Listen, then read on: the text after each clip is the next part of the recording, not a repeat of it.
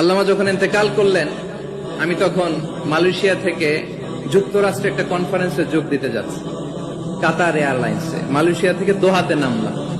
দোহায় যখন আমার ট্রানজিট, তখন শুনতে পেলাম যে আল্লামা বিদায় নিয়েছেন। সোশ্যাল মিডিয়ায় শুনে বিশ্বাস করতে পারলাম না। মুহূর্তের মধ্যেই মাসুদ সাইদি ভাইকে মেসেজ করলাম, উনি কোনো উত্তর দিতে পারলেন না। মাসুদ ভাইয়ের সাথে যখন কোলাকুলি করি, আমাদের শামীম ভাইয়ের সাথে যখন কোলাকুলি করি, মনে হচ্ছে আল্লামা সাইদির ঘ্রাণ পাই। শরীরটা লিটারালি কাঁপছিল, নিজেকে মানাতে পারছিলাম না, বিশ্বাস করতে পারছিলাম যে আসলে আল্লামা বিদায় নিয়েছেন। ইন দ্য মিন টাইম আমার সেকেন্ড ফ্লাইট, দোহা টু নিউ ইয়র্ক, 12 ঘন্টার ফ্লাইটে উঠলাম। ইন্টারনেট থেকে বিচ্ছিন্ন হলাম। নামার পরে শুনলাম আল্লাহু আকবার, যেখানে ওনাকে কবরস্থ করার কথা ছিল সেখানেও কবর দিতে দেয়া হয় নাই। ছবিগুলো দেখতে লাগলাম, হাসি মাখা মুখ, হাসি মাখা নিথর দেহটা, মরণে হাসিবে তুমি কাঁদিবে ভুলো। From east to west, from north to south, the entire globe, গোটা বিশ্ব ওনার জন্য কেঁদেছে, গোটা বিশ্ব কেঁদেছে। কাবার গিলাফ ধরে ধরে মানুষ চিৎকার করেছে। সম্মানিত সুধী, হযরতুল আল্লাম শহীদ মরহুম আল্লামা দেলওয়ার হোসেন সাঈদী রাহিমাহুল্লাহ, ওনার স্মৃতি বিজড়িত আজকের এই ঐতিহাসিক প্যারেড ময়দানের তাফসিরুল কোরআনের প্রোগ্রামে সব আছে। স্টেজ আছে, শ্রোতা আছে, প্যান্ডেল আছে, মিডিয়া কাভারেজ আছে, কিন্তু আমাদের কলিজার টুকরাটা আমাদের মাঝে নাই। আজকের এই প্রোগ্রামে আলোচক হয়ে এই চেয়ারে আমি না বসে, ওই শ্রোতাদের কাতারে বসে যদি আমাদের আল্লামার নুরানি চেহারার দিকে তাকিয়ে ওয়াজ শুনতে পারতাম, আমাদের হৃদয়টা ঠান্ডা হয়ে যেত, আমাদের তৃষ্ণার্ত হৃদয় শান্ত হতো। সব আজকে আছে, কি যেন নাই, ঠিক কিনা বলেন? আল্লাহ তাআলা প্রতি 100 বছরে একজন মুজাদ্দিদ পাঠান, প্রতি 100 বছরে একজন মুজাদ্দিদ, যিনি সমাজকে সংস্কার করেন। আল্লামা দেলওয়ার হোসেন সাঈদী রাহিমাহুল্লাহ ছিলেন তেমন একজন মুজাদ্দিদ। চিৎকার করে বলেন ঠিক কিনা? উনি শিরক বিদআতের আস্তানাকে তছনছ করে দিয়েছেন, তাওহীদের বাণীকে সমুন্নত করেছেন, গণমানুষের কাছে তাফসিরুল কোরআনকে জনপ্রিয় করেছেন। আজীবন আজীবন তিনি ইসলামকে বিজয়ী শক্তি হিসেবে দেখার স্বপ্ন দেখতেন। এত প্রাঞ্জল ভাষা, এত চমৎকার আধুনিক প্রেজেন্টেশন, গণমানুষের কাছে কোরআনের তাফসিরকে এভাবে জনপ্রিয় করে তোলার মতো ব্যক্তিত্ব আল্লামা সাঈদী ছাড়া দ্বিতীয় কেউ এই বাংলার ভূখণ্ডে নাই। এই যে তাফসিরুল কোরআন, এই যে টার্মিনোলজি, এই টার্মটাই উনি আসলে জনপ্রিয় করেছেন। আমরা আগে জানতাম না যে এভাবে তাফসির করা যায়, এভাবে scientific indications of the Holi কোরআনকে মানুষের কাছে পেশ করা যায়, এভাবে এত জীবন ঘনিষ্ঠ করে, এত ইন্টারেক্টিভ করে কোরআনের কথাগুলো মানুষের কাছে উপস্থাপন করা যায়। উনি অন্যায়ের বিরুদ্ধে সবসময় সোচ্চার ছিলেন, প্রতিবাদী কণ্ঠস্বর ছিলেন। ওনার আলোচনা শুনলে দেহের রক্ত টকবক করে ফুটতে থাকতো। আল্লাহু আকবার, আল্লাহু আকবার, আল্লাহু আকবার।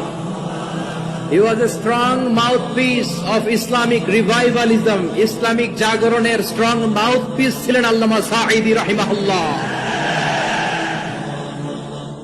অনেক দোয়া পেয়েছেন, আমরা পড়েছি, এমন জীবন তুমি করিবে গঠন, মরণে হাসিবে তুমি কাঁদিবে ভুবন।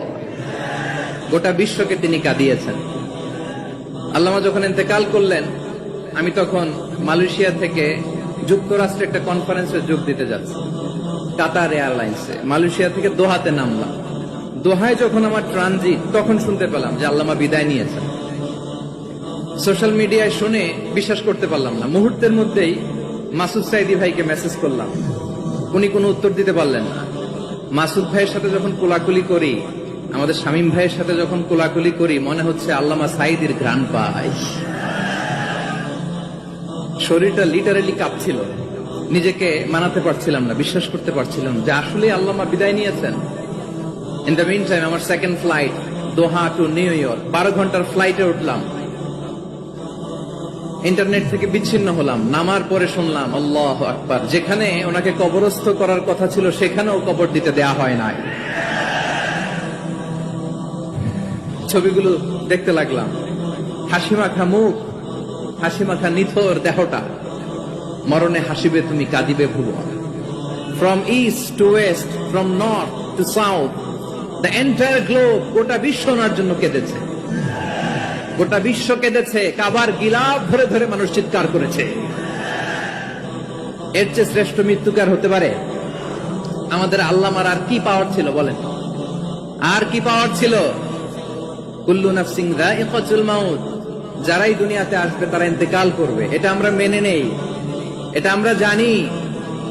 কিন্তু অবাক করা বিষয় হচ্ছে আমরা আজও জানি না আমাদের আল্লামার মৃত্যু কি স্বাভাবিক হয়েছে নাকি এটা পরিকল্পিত মেডিকেল কিলিং ছিল।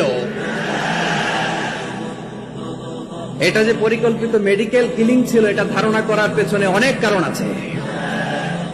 তিনি আধিপত্যবাদের বিরুদ্ধে সোচ্চার ছিলেন, ফ্যাসিবাদের বিরুদ্ধে সোচ্চার ছিলেন, রাজনৈতিক প্রতিহিংসার শিকার ছিলেন। এজন্য এটা মেডিকেল কিলিং হতে পারে এ ধারণা আমরা করতেই পারি। আওয়াজ করে বলেন ঠিক কিনা?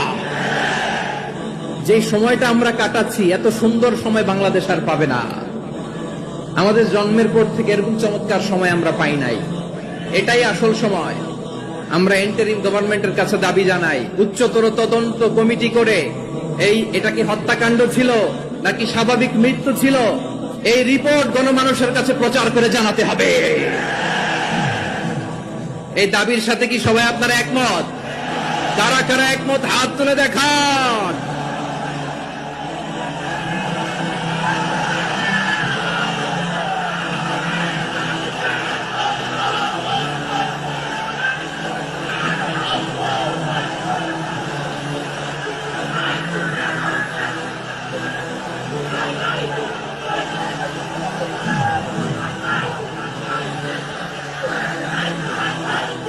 আমার প্রিয় ভাইয়েরা, প্রিয় চট্টলাবাসী, আল্লাহ তাআলা তার এই মুখলেস গোলামকে তার জান্নাতুল ফেরদাউসের মেহমান হিসেবে কবুল করুক, তার জীবনের সকল খেদমাগুলোকে কবুল করুক, জান্নাতুল ফেরদাউসের আলা মাকামে তাকে মেহমান হিসেবে কবুল করুক। আল্লামা শহীদ দেলোয়ার হোসেন সাঈদী রাহিমাহুল্লাহ, উনি ছাড়াও এই ঐতিহাসিক ময়দানে কথা বলেছেন আল্লামা লুৎফুর রহমান রাহিমাহুল্লাহ, চলে গিয়েছেন আমাদেরকে ছেড়ে। তিনি বলতেন, ইনশাআল্লাহ মিজান আবার আসবে। হুজুর আমি তো আসলাম, আপনি তো আমাদেরকে ছেড়ে চলে গেলেন। আল্লাহু আকবার, আল্লাহু আকবার, আল্লাহু আকবার। গলায় কোনো সুর ছিল না, সুর দিয়ে কথা বলতেন না, কিন্তু এত চমৎকার শব্দের গুণ, এত চমৎকার প্রেজেন্টেশন, এত চমৎকার ভাবে ঐতিহাসিক বর্ণনাগুলো তিনি উপস্থাপন করতেন। মন্ত্রমুগ্ধ হয়ে আমরা আল্লামা লুৎফুর রহমানের কথা শুনেছি। আমরা হযরতুল আল্লামা লুৎফুর রহমান রাহিমাহুল্লাহর জন্য এই বিশাল ময়দান থেকে দোয়া করছি, আল্লাহ তাআলা তুমি তোমার এই খাদেমকে জান্নাতের মেহমান হিসেবে কবুল করে নাও।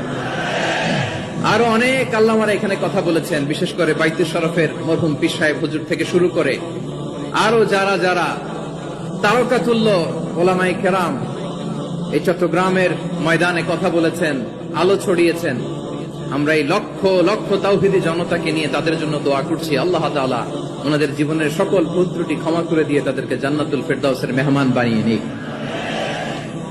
আমরা এই ঐতিহাসিক প্যারেড ময়দানের প্রোগ্রাম থেকে স্মরণ করতে চাই 24-এর ছাত্র নাগরিক অভ্যুত্থানে আমার যে সমস্ত ছাত্র নাগরিক ভাইয়েরা দেহের তাজা রক্ত বিলি দিয়ে নতুন বাংলাদেশ আমাদেরকে উপহার দিয়েছে। বিশেষ করে আপনাদের এই চট্টগ্রামের শহীদ ফয়সাল, শহীদ ওয়াসিম সহ সকল শহীদকে আল্লাহ তাআলা কবুল করুক। আমরা সবাই পড়ি আমিন।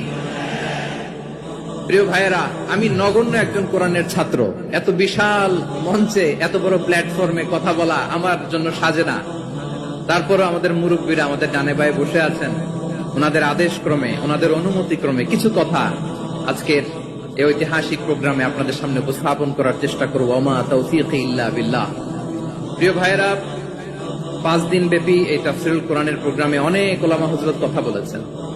যারা কোরআন সুন্নাহ থেকে আমাদেরকে কোরআনের কথাগুলো শোনালেন, আমরা যেন সেগুলো আমল করতে পারি, আল্লাহ আমাদেরকে তৌফিক দান করুন।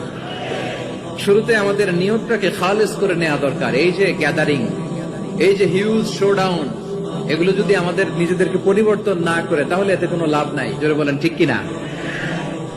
এই প্রোগ্রাম যদি আমাদের জীবনকে পরিবর্তন করে, আমাদের চিন্তার ডিএনএ কে চেঞ্জ করে দেয়, তাহলেই চট্টগ্রামের প্যারেড ময়দান সার্থক। আসুন আমরা চিন্তাকে খালেস করে নেই। আমরা সবাই নিয়ত করি যে যতটুকু কথা আমরা কোরআনের আলোকে শুনবো, আমলের নিয়তে শুনবো।